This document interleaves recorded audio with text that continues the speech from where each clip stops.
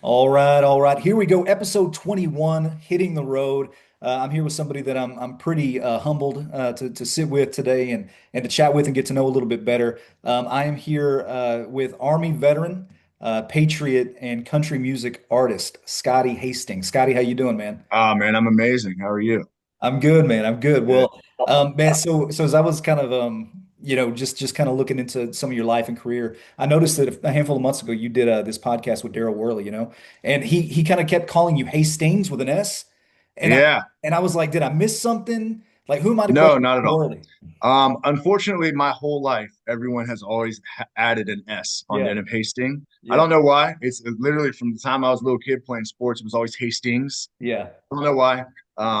It's funny. My publicist at one point in time was like, maybe we just need to change your last name at this point Just because make it, everyone yeah, keeps saying, just give into it. Yeah. yeah, Yeah, so I was like, again, I was like, man, Daryl Worley just seems to be like, I don't want to question the guy. I mean, he's legit. So, man, nah, but I'm I love Daryl. so happy to have you on. And, Thank you. you've got, for anybody that maybe doesn't know your story, you've had just a really interesting, to say the least, life. And man, so tell me a little bit about your background. I mean, and I mentioned, you're an Army veteran, but tell me a little bit about your life, like before the Army.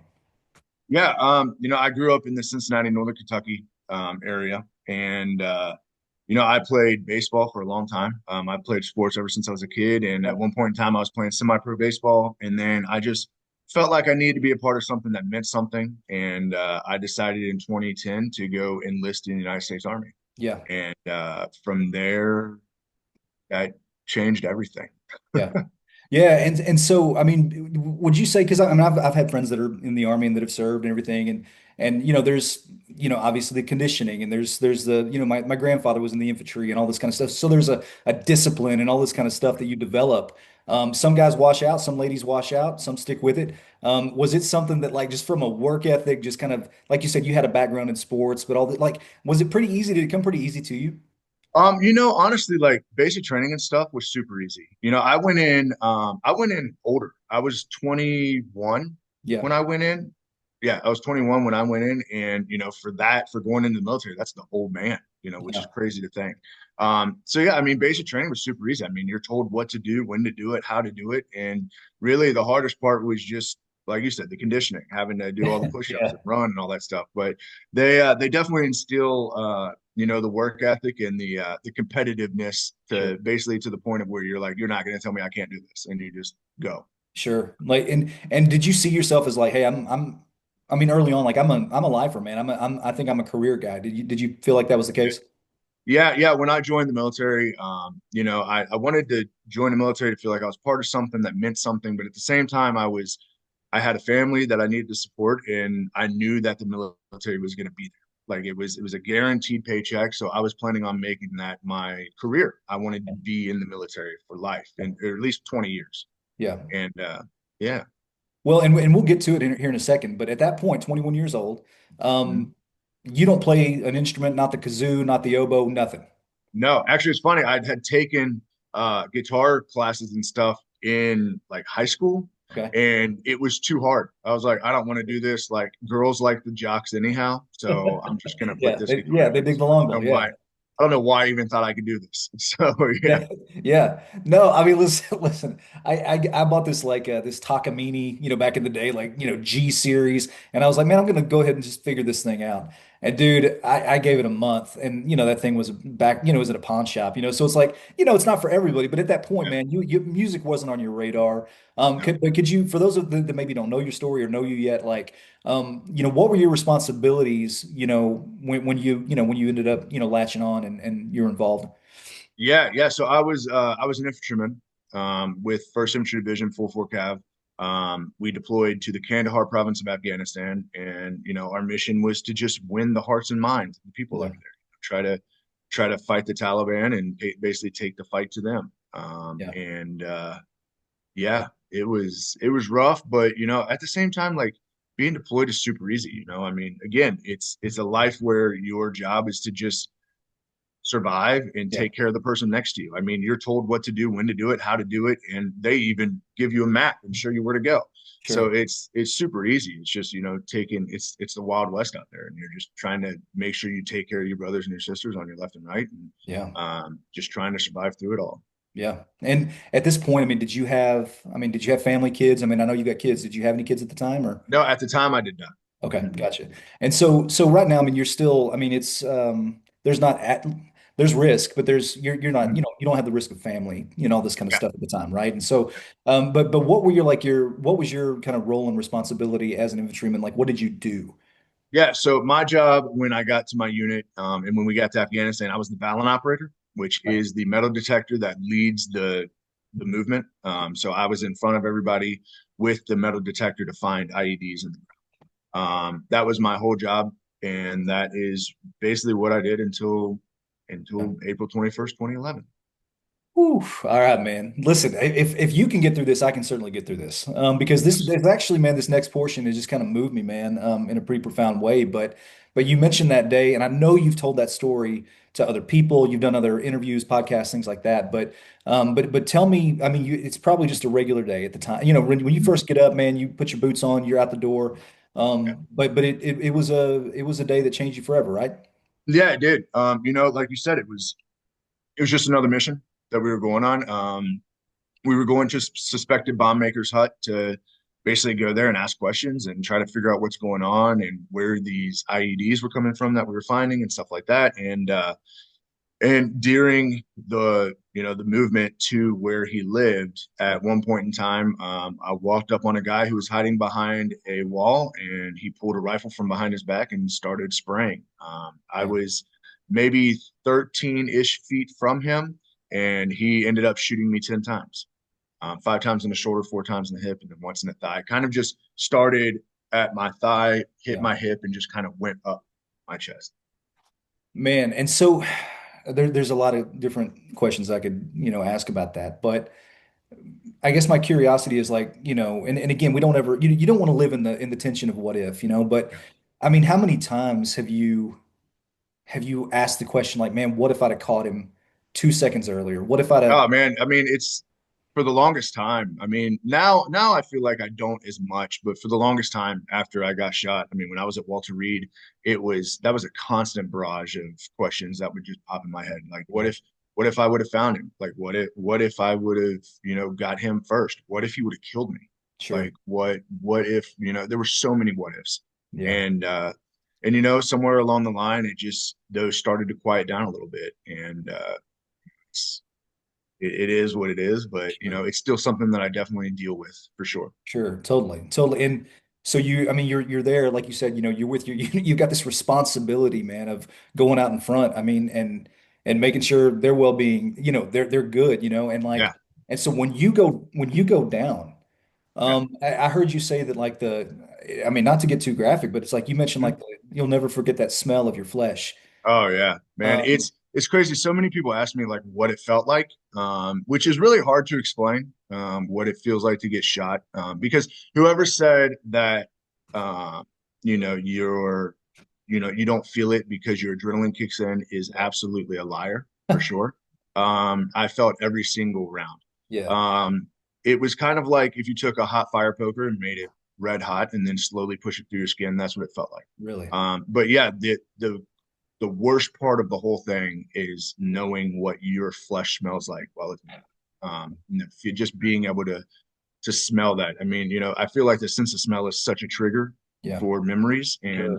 and yeah, there's still times when I'll be doing whatever, and I'll smell something, and then it'll just remind me of that, and I'll be right back in there. Yeah, man.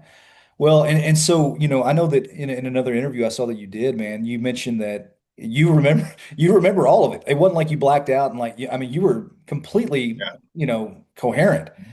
And absolutely, 100%.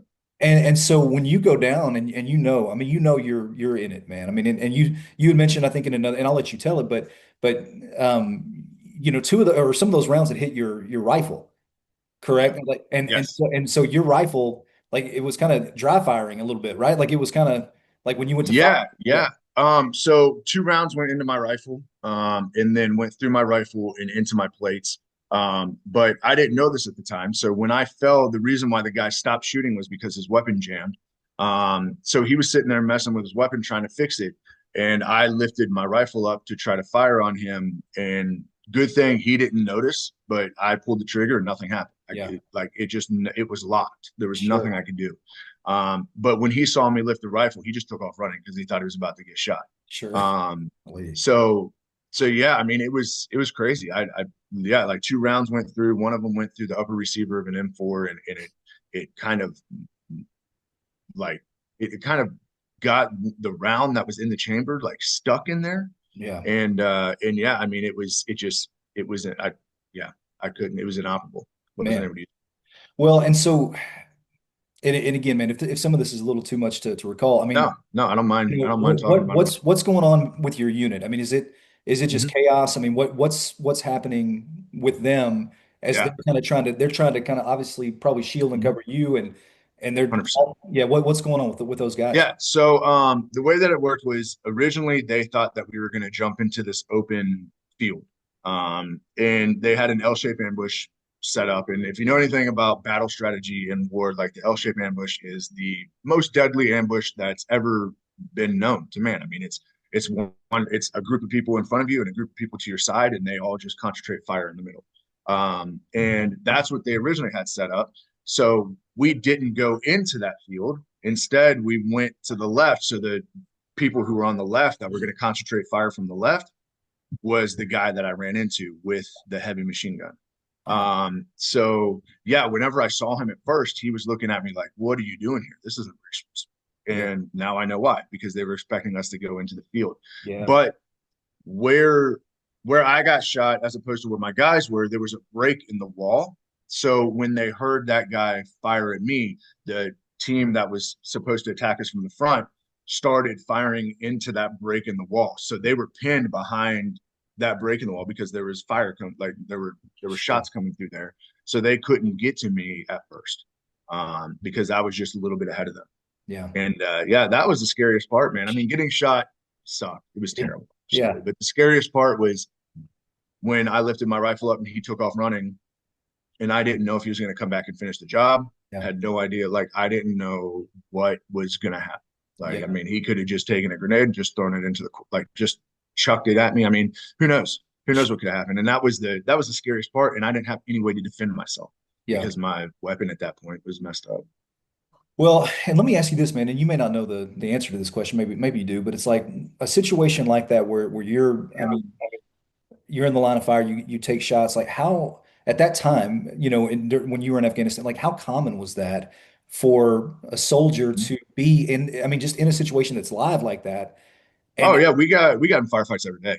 really, We went on missions every other day. Every other day we'd get in a firefight. People would where we were was kind of like the main infill and exfil area in and out of Pakistan. So every day we got shot at. Even during non-fighting times, which is when it starts getting colder and stuff, we would still get in firefights.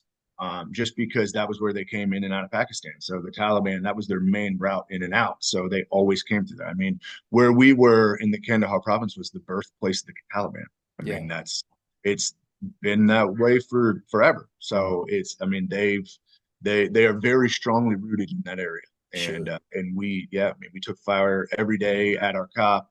And then when we were on missions, we were in a firefight every other day.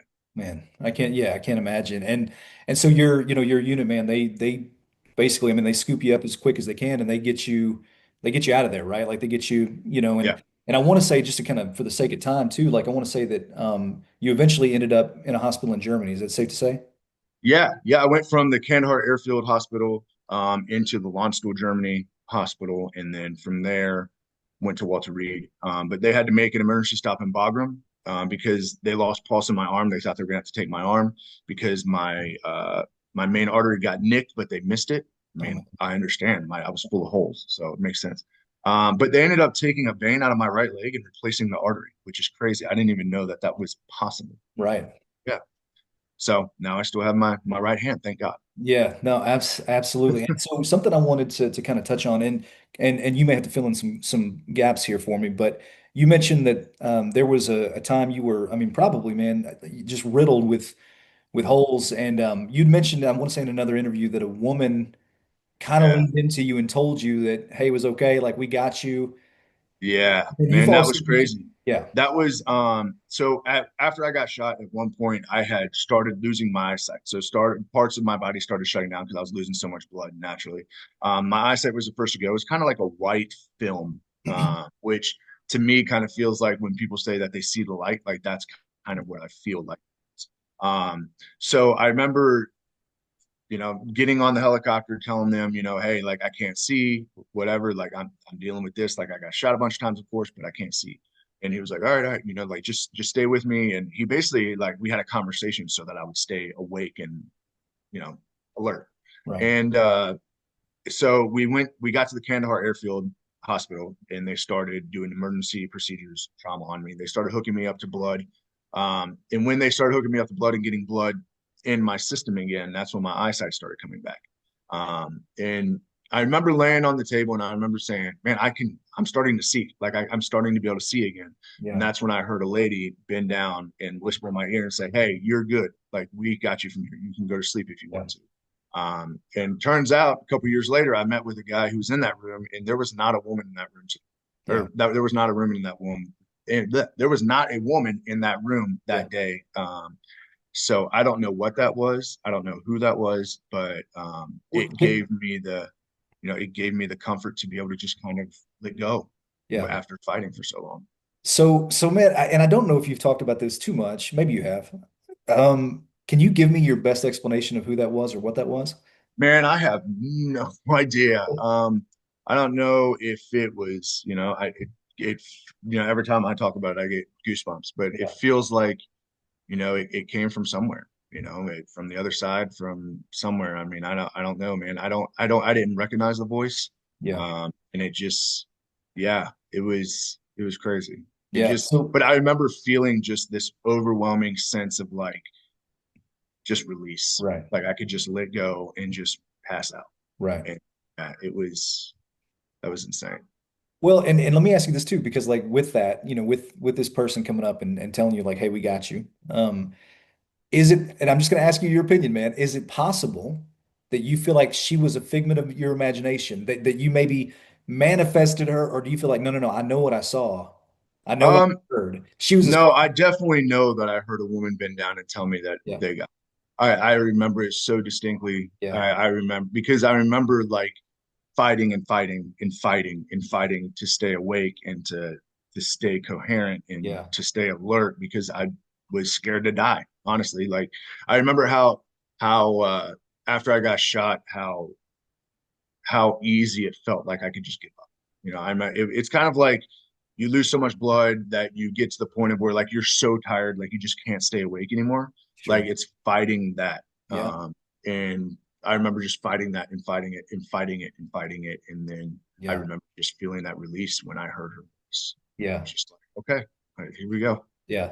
Yeah, it was insane. Yeah. Absolutely. Well, dude, no, I love that. And so when you're, you're kind of at that point at some point you come back stateside, right? And it's Mhm. like where do you kind of where do you kind of come back home? Do you come back kind of to the, Kentucky, Ohio? Like where do you kind of come home to? And No, so when I was in law school, they gave me two options because I was critically injured, so it was either go to BAMC, which is in San Antonio, or go to Walter Reed.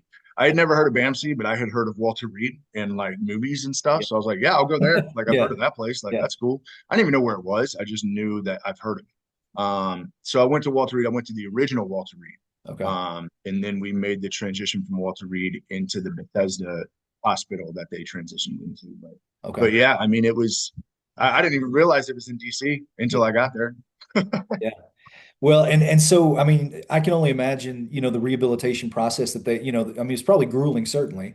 Mhm. But and again, I know you've mentioned this, I was reading an article where, you kind of receive this news that they say to you like, hey, as much as you are chomping at the bit to go back to your unit, Like this is a permanent thing, man. And Yeah.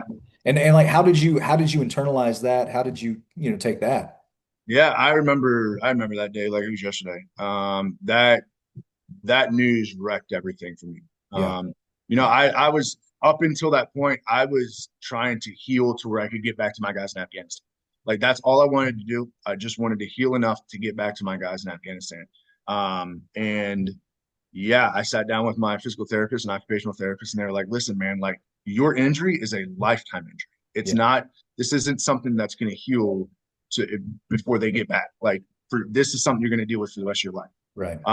And I remember just feeling like just completely just gut punch. I mean, Sure. it was, I had this dream and I had to be back there with my guys. Like I had to be. And it felt like I was letting them down a little bit. I Sure. felt like I was kind of just leaving them to the wolves. And I remember that it just ate me alive, man, for Yeah. the longest time.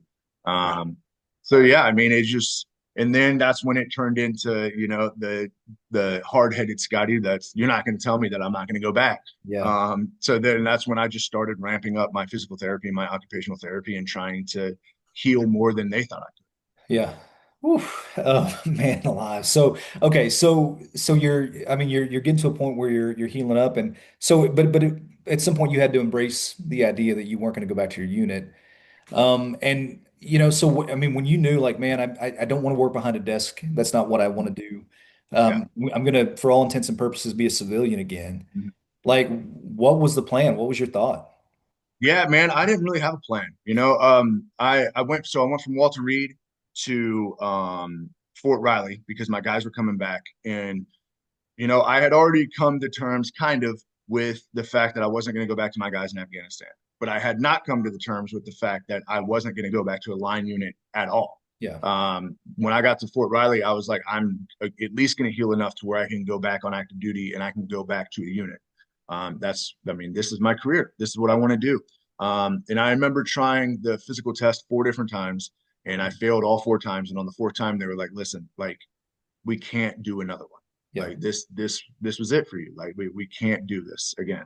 And so I remember them giving me a piece of paper that showed me jobs that I could do, and they were all non-deployable jobs where I was sitting behind a desk. And it was Yeah. like, man, like I signed up to be what I saw on the movies and TV, like the soldier that goes out there and fights the bad guys. Like that's what I wanted to be. If I can't do that, then I'm not going to be here. Sure. Um, and yeah, man, I didn't really have a plan until I found archery as an adaptive sport. Yeah. I found archery as an adaptive sport while I was at Walter Reed, or while I was at Fort Riley, and I really just found an escape in archery. And I, Yeah. I found a purpose, a sense of purpose in archery. And to the point of where I eventually got recruited by the U.S. Paralympic Committee. Oh, wow. And I traveled all over the world and shot Wow. archery for the United States. Yeah. And it was amazing. And I got paid as a professional athlete from the VA, which was amazing as well. But Yeah. but it gave me that escape. For 7 seconds right before that arrow releases, nothing in the world matters. The Yeah. PTSD, the depression, the anxiety, it all disappears. But not only that, most of us, 99% of us within the Paralympic program are all veterans. So not only did I have this sense of purpose and this new escape, but I had the guys again. Sure. I had that camaraderie that I was missing so much. And that was my job for 6 years, 7 years almost, until COVID hit. Yeah. And we'll get into it because we're getting really close, man, to talking about the pivot, man, that is really just kind of fueled you. But I want to ask you about the archery, man. Are you a bow hunter at this point? I mean, like are you what I'm saying? Like, are you a hunter at Yeah. all? Yeah. Well, it's funny. I remember when I first saw that as an adaptive sport, and I was like, archery, like hunting? Like, Yeah. yeah, like I'll go do that. Sure. I didn't realize that target archery was even a thing. I had no idea that that was like a sport. I thought they were just going to teach me how to shoot a bow so I could go hunting one day. Yeah. Yeah, because before then I had never shot a bow. I had never hunted with a bow. And I have, since, but it was never something that I ever thought that I could do or wanted to Right. do. And yeah, I mean, that it was, and now I don't ever get the chance to shoot anymore. I mean, Yeah. music has taken over so much of my life, Sure. which is incredible Sure. because it's been more than I could have ever imagined. Yeah, Yeah. well, and man, it's remarkable, and I know you haven't really shared it, but I mean, you do have, some, the injuries that you sustained left you with some probably some nerve damage, if I had to guess, some things, you mentioned down, for instance, your right arm, all that kind of stuff. Which Yeah. I mean, is that like, do you have just challenges day to day sometimes? I mean, I know you've learned to play Oh guitar yeah, since, but absolutely. yeah, 100%. I've had to learn to adapt a lot. yeah, My right hand, I have nerve damage in it. I can't straighten my fingers. I can straighten this one kind of. I can move this one. yeah, These two move, but it's a limited movement. These three just kind of sit there. I have no feeling whatsoever in my hand, because I got shot in the brachial plexus where all the nerves meet and go down into your arms, and they never grew back into my hand. And yeah, I mean, I there was so much that I had to learn how to do. I mean, I had to learn how to write left-handed. I had to learn how to do everything Ooh, left-handed. It was yeah, crazy. I remember I was married at the time, and I had a stepson, and he was learning how to write, and he had this little kid's book that like you outline like the letters and stuff, and I also had, and yeah, we would sit there together, and he would like outline a C, and I would outline my C, and I was learning how to write when he was learning how to write. yeah, It was so crazy, man, and it's just and yeah, I mean, still day to day, there's things that I'll try to do, and I'm like, oh, I got to find a new way to do that.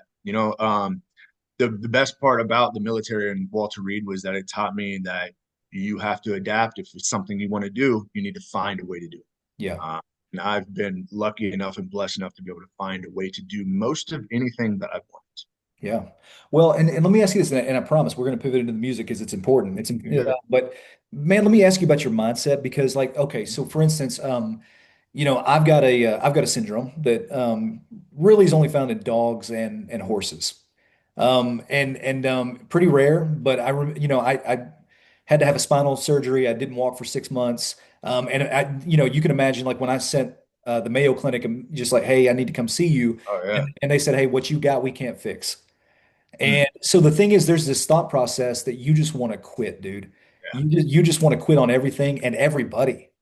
Yeah. Like, did you have to battle that? And do you still sometimes battle that now of like, just that everyday grind, that mindset that it takes to get up? Yeah. 100%, man. Yeah, I remember for sure when I was at Walter Reed, there was such a long period of time where I was like, I can't do anything. Like I'm no good to anybody. mm, Like this isn't gonna work. I'm not gonna be able to do this. Like it was always like feel sorry for myself. I'm not sure, gonna be able to yeah, do anything. sure, And then there was a moment in time when I was at Walter Reed that everything kind of shifted. I had heard a song that I originally ended up cutting, and it was like something inside of me just flipped. It was like this moment where I made the decision that I was going to live my life to the fullest for my friends who would never have the opportunity, and I wasn't going to let my injury stop me from doing yeah, so. And for still to this day, that's still the way that I look at it. But I mean, there are still bad days. yeah, I mean, totally. there's still bad days where I'm like, I don't want to even try that.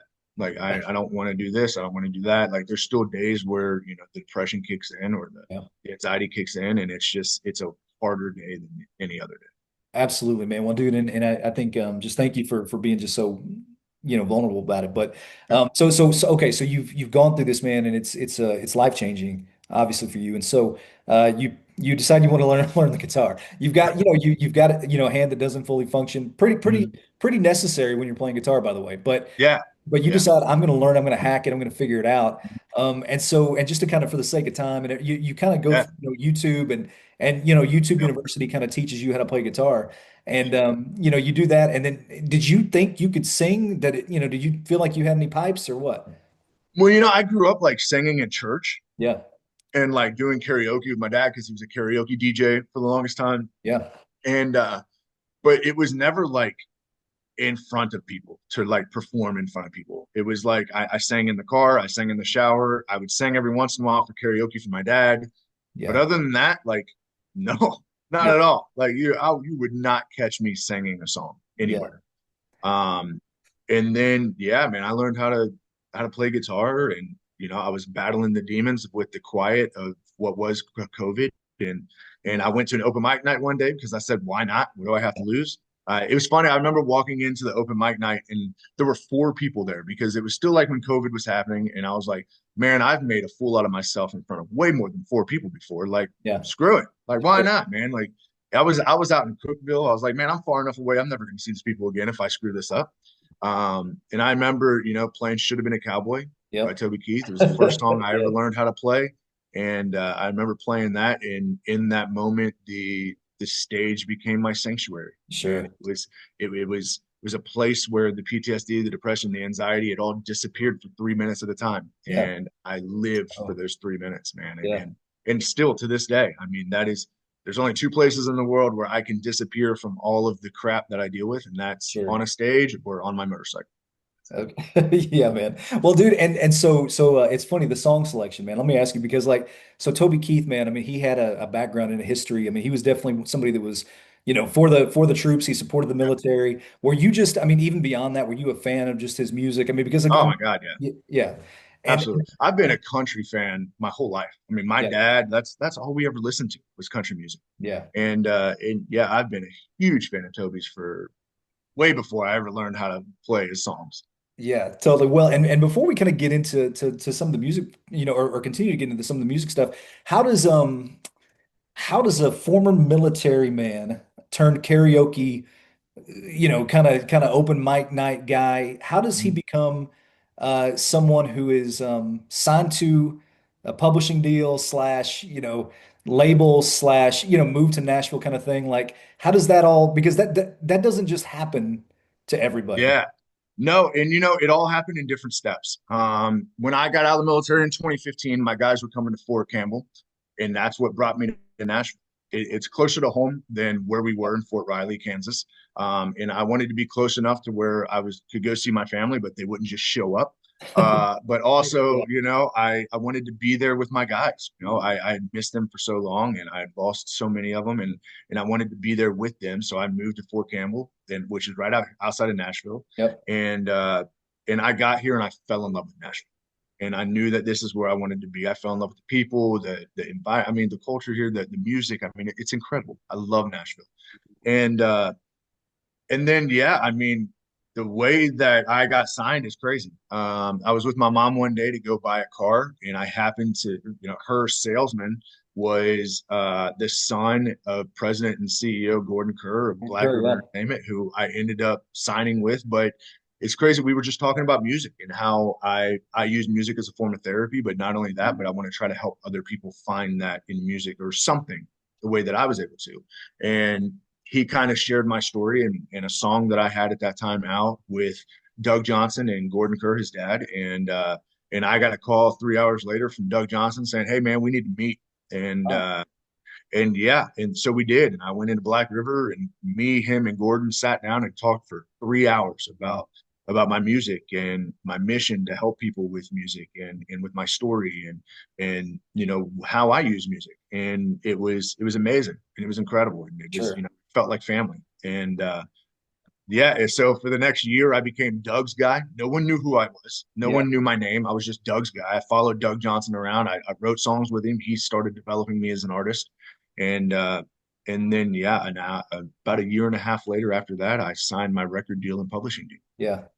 Well, and so something like that, I mean, you're meeting with Doug, you're meeting with Gordon, all that kind of stuff, and it's like, I mean, you don't have an extensive catalog. I mean, Yeah. you don't have any of that. You don't have you haven't played 200 shows.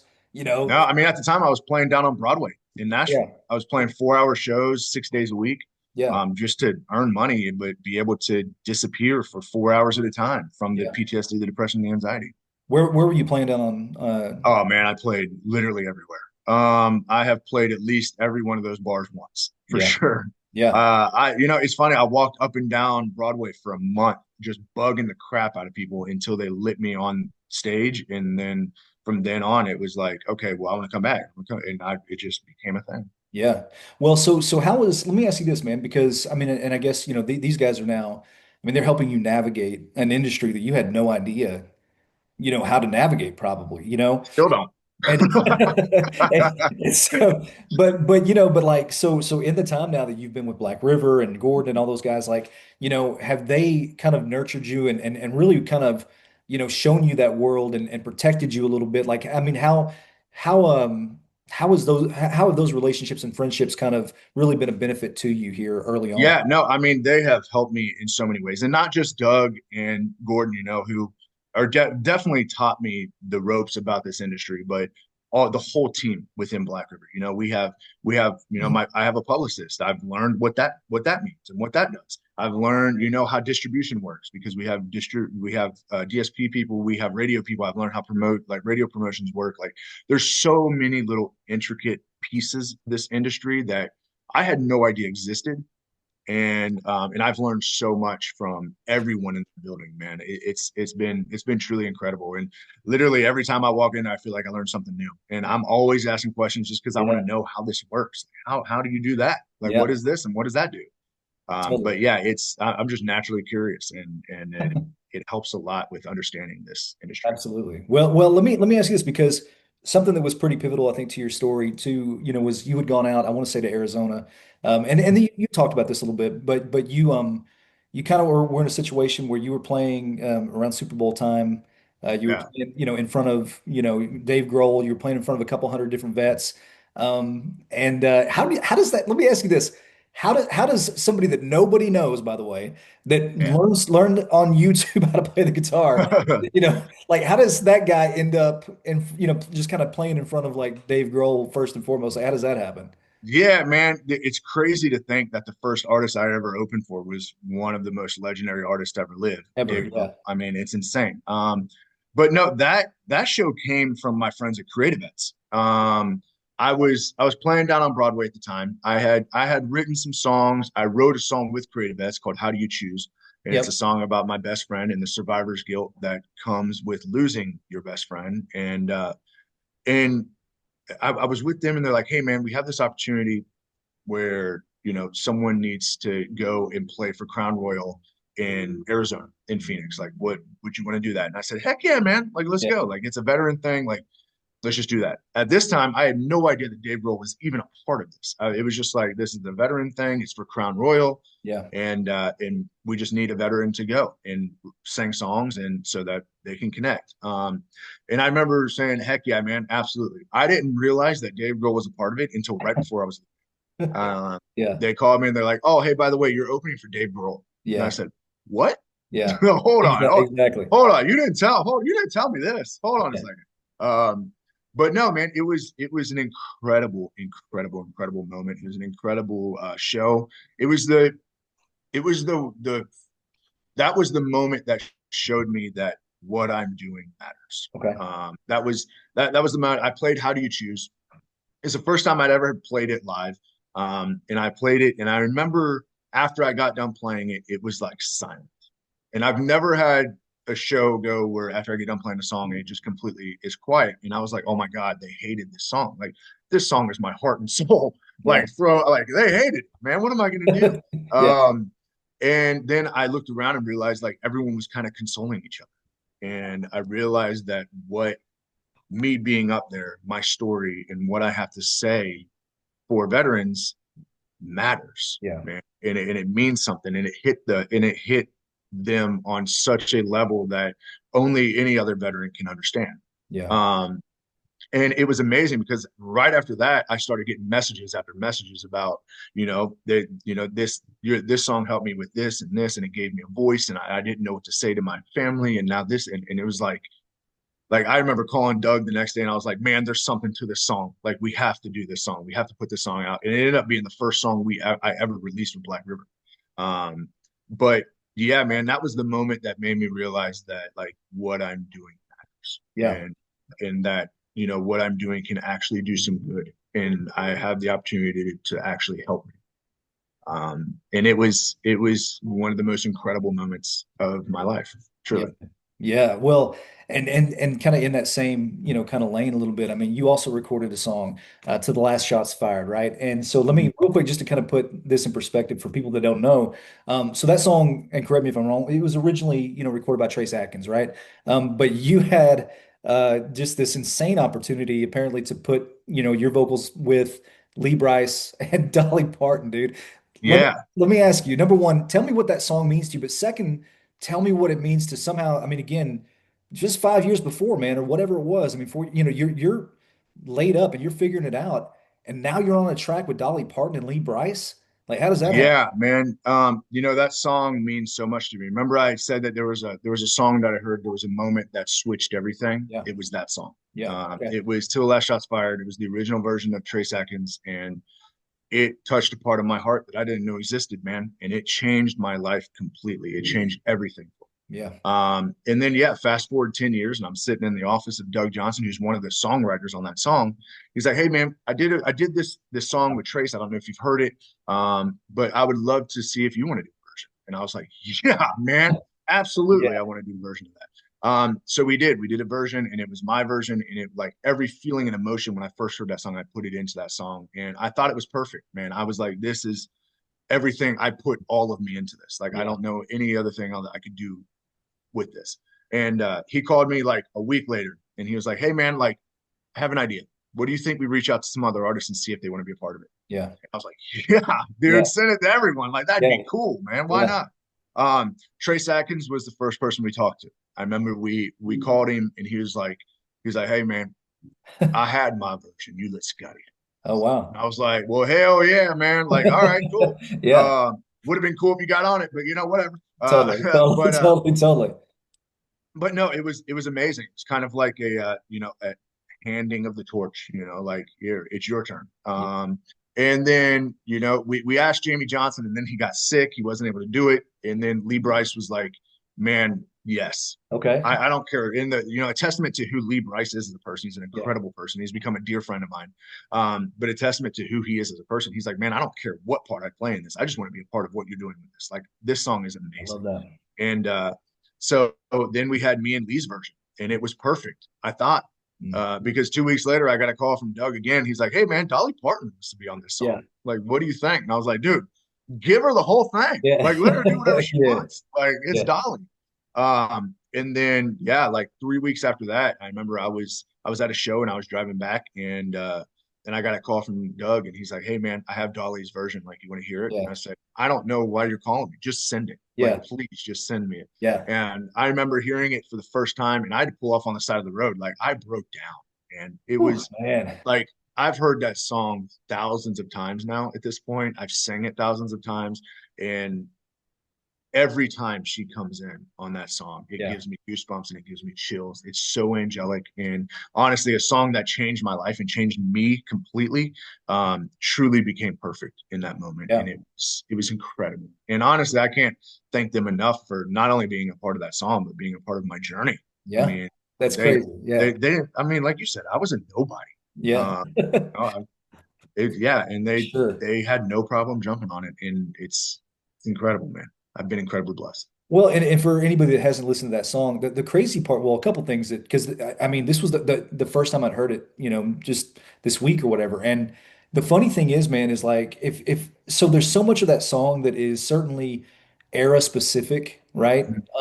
But I think that there are parts of it, man, it could have been describing you, you know, 100%. and I'm just like, dude, like, I mean, that's magic right there, man. And like, Yeah, how that just kind of that art and life kind of mash up absolutely. and it kind of become this beautiful thing. Yeah, Uh, man. It's something that, us veterans definitely struggle with, that the idea of like not being able to truly come home until everything's done.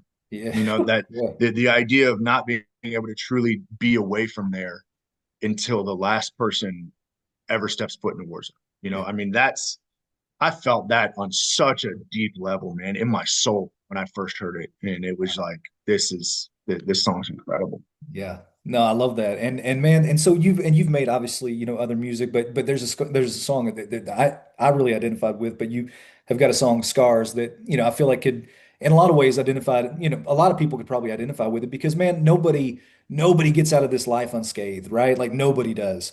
And we all take our licks. We all, kind of take it, on the chin from time to time.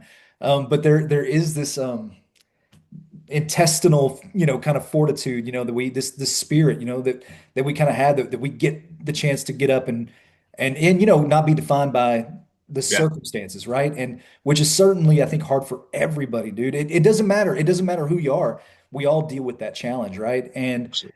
And I could see where, man, I think a lot of people, certainly in the military, man, look to you as somebody that you're their their champion in a lot of ways, man. Like because I could see where they're just like, man, this he's one of us, and like they're rooting for you, man. And that's no small population, right? Like and it's really cool, man, just to be somebody that's as again just kind of like I shook the snow globe a little bit this week, and I was Yeah. looking at your career, and it was kind of cool, man, to see that. But well, let me ask you this, man, before I turn you loose. What's next for you, man? Like, I mean, what does 2026 hold? I mean, are you working on any projects? You touring? Like, what's going on? Yeah, we're working on new music right now. If you like Scars, we're kind of heading in that direction with my music, kind of more of like the rock country, southern rock feel. Yeah, It just fits really well with my voice and what I do, and I just really love it. yeah, So we're kind of moving in that direction. And uh, and yeah, we got a lot of really cool music that we're working on, man. A lot of really cool stuff, and of course, going out and playing more and more. In November, November 1st and 2nd, I'll be in back in Cincinnati. It'll be my hometown show, okay, which is crazy to yeah, say because I've never been back in Cincinnati. But I have a show on the 1st, November 1st, and then on the 2nd, I'm playing the halftime show with the Bengals, which is crazy that's to yeah, say. that's fun. Yeah, that's great. But and then yeah, the 11th for Veterans Day, I'm going to be at the Opry again for my third time. Okay, Um, and yeah, man, it's just there's just so much happening. yeah, And then next year, we're also looking at possibly going overseas and playing for some active duty soldiers overseas in the Middle East, yeah, and there's just a lot of things that are coming together, and there's just going to be, of course, like we're working on tour dates and getting out there and playing more. And the coolest thing in the whole world is when a vet comes up to me and they're like, "Man, it's so cool to see one of us up." yeah, yeah, yeah. That's It's cool. Like awesome. that makes it all worth it. Yeah, And yeah, I want to get out there more and share my story more and share my music, and hopefully it helps somebody somewhere. yeah, man. Well, I think what you're doing, man, and again representing someone that came from the armed forces and dude served well. I mean, served well, and then in a crazy turn found this talent, dude, that you didn't know existed. And I mean, it's a Cinderella story, man. I say it's a Cinderella story in the respect that like the music industry has embraced you Yeah. in such an amazing way, dude. And well, they should, man. And so, Scotty, like, and listen, thank you so much, dude, for jumping on and just like telling your Thank you. story. And I mean, I feel like your mission, and dude, how you live out, the rest of your days, man. Like, I can just see you impacting so many people, man. And it's so we'll be rooting from you, or for you from afar, man. And dude, it means everything that you jumped on today, man. I appreciate it. Thank you for the time, man. I Your really brother. appreciate Ladies and gentlemen, don't put an S on the end of his name. Scotty Hasting. Thank you so much, brother. I appreciate it, man.